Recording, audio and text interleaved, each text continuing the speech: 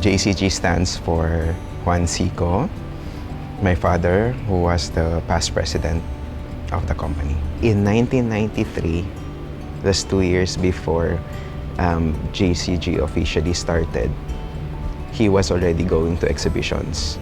So when he was traveling to Taiwan, looking at all this exhibition, he saw a steamer that can save 80% of LPG consumption. And he, in a way, saw the potential of the product if he can bring it in to the Philippines.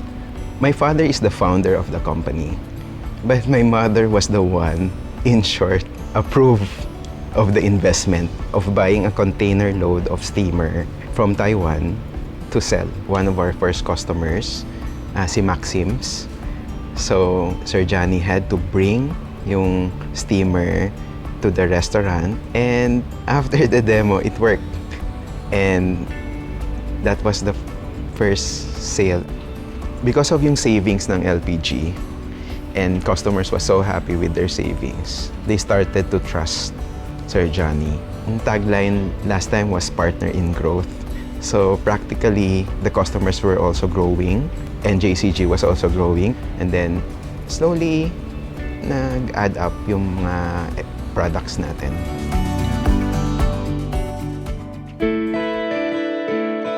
From 1995 to 2006, it's a one-man company because it's just a hobby for him.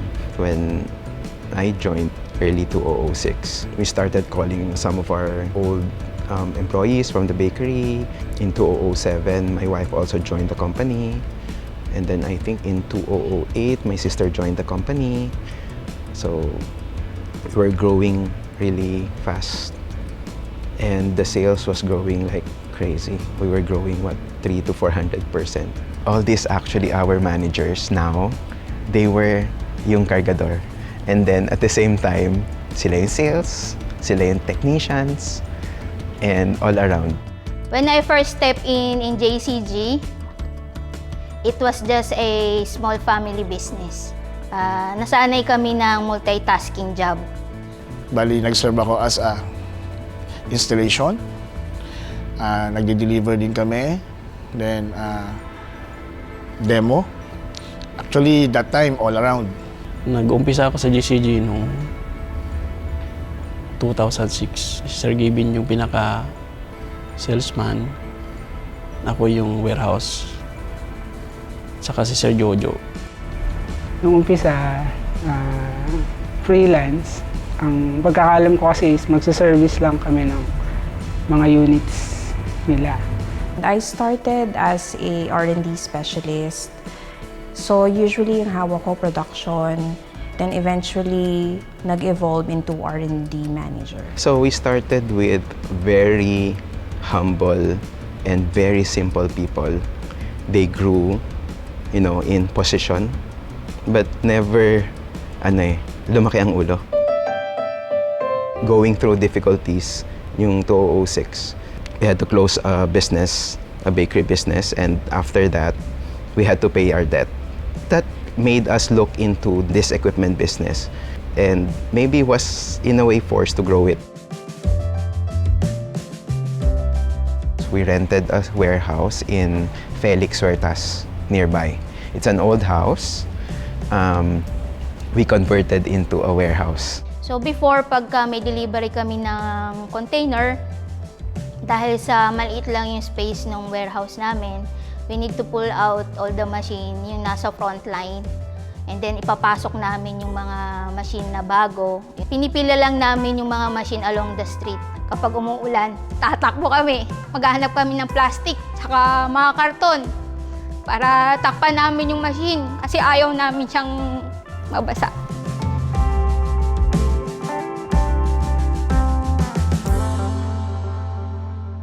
So one night, nagising siya, and then he told me, Vesmach yun magiging brand natin. Why Vesmach, sabi ko? Best machine. It sounds like German. What we did was to just make a logo and launch it during WUFEX. We started to, exhibit again. unang exhibit, hindi ko pa gaano alam mag-entertain ng customer. Tinatawag ko si Sir Johnny. Kung busy naman si Sir Johnny, si Sir Gavin, tinitingnan ko kung paano sila makipag-usap. Natutunan ko sa exhibit, mahirap siya na masarap. Lalo na success naman kasi talagang maganda yung result ng first exhibit namin. We were able to go nationwide because of exhibitions and meet a lot of bakers or food processors.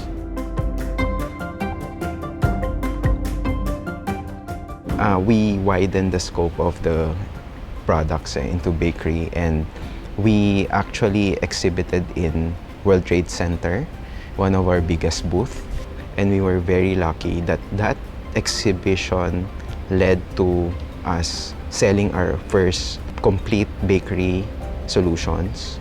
For that time, it was Bicho Bicho Brothers. We want to sell something big, but at the same time, something that is really in a different level. So the only way you can sell all these equipments is to make a solution out of it, from material handling to packaging, everything from home to industrial scale na bakery. And the good thing about JCG is we invested a lot of money actually in R&D, in our design team. We also design it locally. In 2014, we were able to set up our first turnkey project for loaf bread. It's a 2,000 per hour line. The company is Kuro Ikebu Inc. After 6 years, we've had 15 projects, so averaging 2 to 3 a year.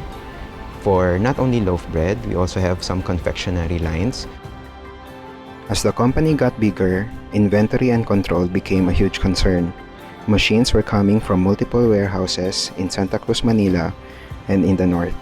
Thankfully, after years of searching, in 2014, we acquired a property that serves as an all-around facility. By 2016, we have moved into this location, which serves as our warehouse, showroom, and office, all under one roof. We are proud to say that this is a 4,000 square meter world-class facility.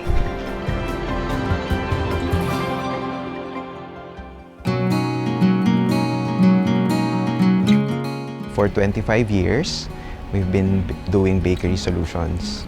Kung wala si Sir Johnny, walang JCG. Wala yun mga relationship with customers. He is good in PR.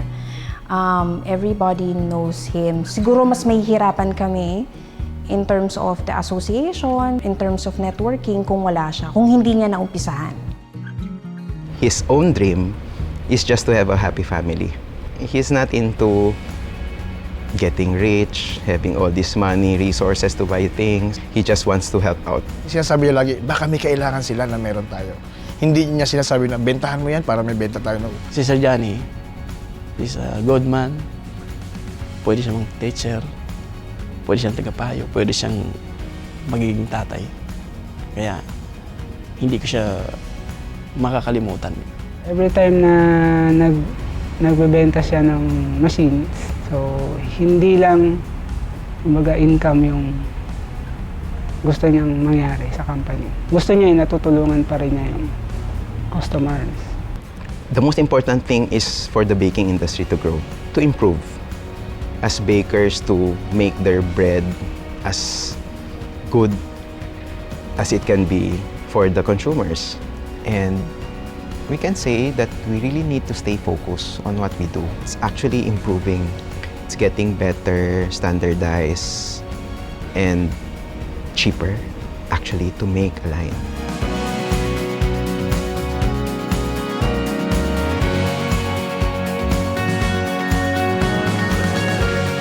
That is actually one of yung dream natin.